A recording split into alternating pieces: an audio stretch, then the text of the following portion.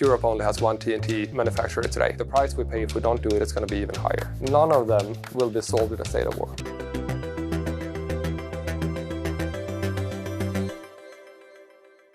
Welcome to The Big Question, the show from Euronews where we address some of the biggest issues on the business agenda. My guest on today's program is Joakim Sjöblom, the CEO and co-founder of Sweden Ballistics, a new Swedish manufacturer of explosives. Joakim, thank you so much for joining us. Thank you for having me. First, your company is planning to set up a manufacturing plant for the explosive TNT in Sweden. So for those of our viewers who might not be so familiar with it, can you first remind us what TNT is and what it's used for?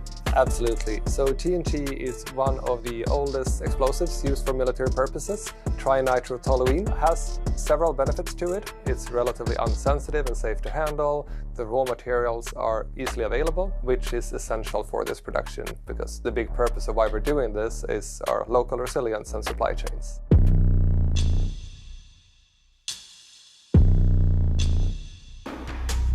Now we know that explosives, including TNT, are in shortage in Europe. Europe essentially is not producing enough. What role can Sweden Ballistics play in plugging that production gap in Europe, do you think? So the numbers that are easy to refer to is a public study that was presented by a British research institute back in March 2025. And they stated that Russia can make available 5 million artillery shells per annum.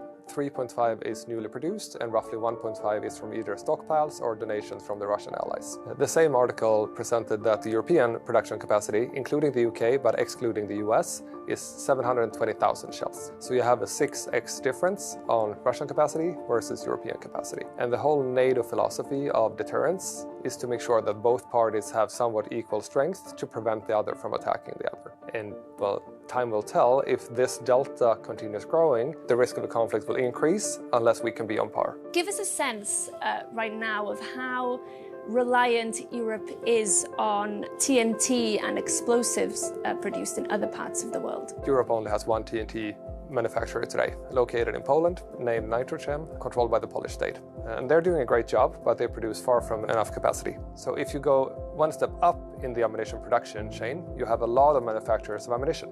So you got BAE in the UK, you got Nexter and KNDS in France, you got Rheinmetall, Nammo, etc. All of these are reliant on explosives, but barely none of them produce their own explosive. So during time of peace, they could rely on Poland to supply them. Now they cannot, and so the vast majority of TNT currently used in Europe is coming outside of NATO countries, in many cases Far East Asia. What kind of risks does that carry, in your opinion, that there is a reliance on producers outside of Europe?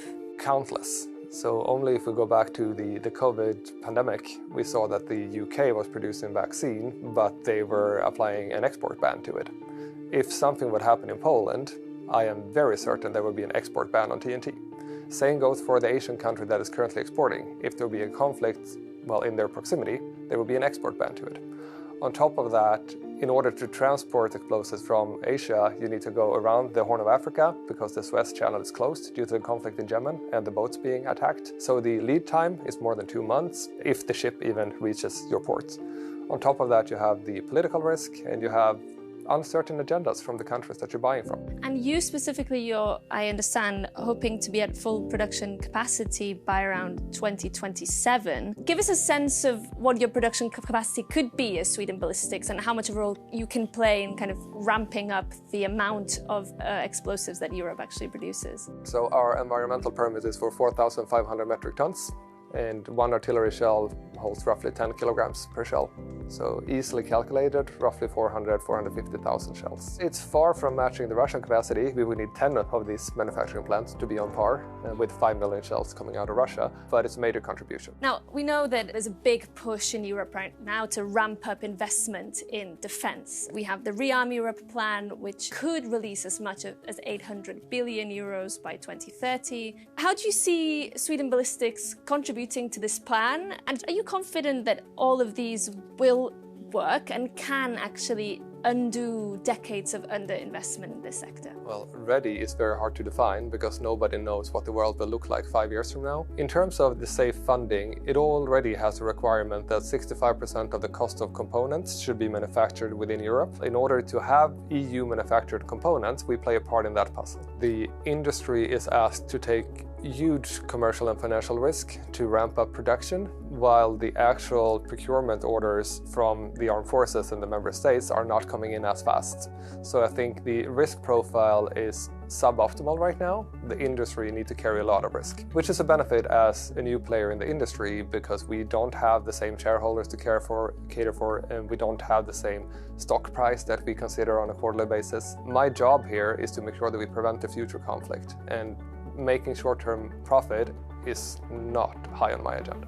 Some would say, well, this big push in investment in the defense sector is going to benefit big corporations and entrepreneurs like yourself, but do you think also that the benefits can spill over to the local economy? Will it create more jobs and so on?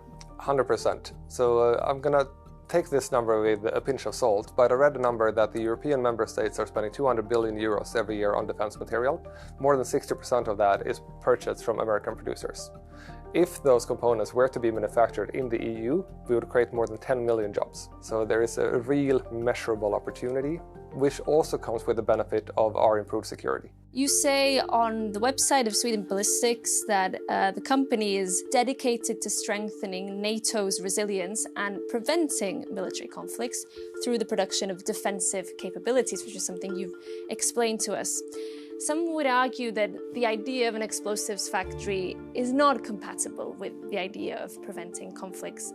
How do you see it? I think we can look at the results of history. So NATO is, 75 years old now, and is the most successful preventive defensive alliance in the history of the world. So no NATO country has been invaded since its creation. So the likelihood of these armaments actually being used, I would say, is quite small. And that's the whole purpose. So the risk of going into a conflict is higher if you have a difference in the production capacity with your aggressor. Another reason why I'm doing this is if you look at the global crises, environment, climate, starvation, none of them will be solved in a state of war. So the fundamentals to addressing climate is to make sure there is no war. Because if there is a war, there will be no resources allocated to solve the big problems. So I see this as kind of a step zero. This needs to be stable to solve the big problems. But my ambition is to repurpose any cash flow that this business generates into further strengthening our resilience and preventing the conflict. So as long as we have a world where there is a conflict in our proximity, I would like to make sure that it stays in our proximity and not at home. Great. Well, Joachim, thank you so much for joining us on The Big Question. Thank you for having me.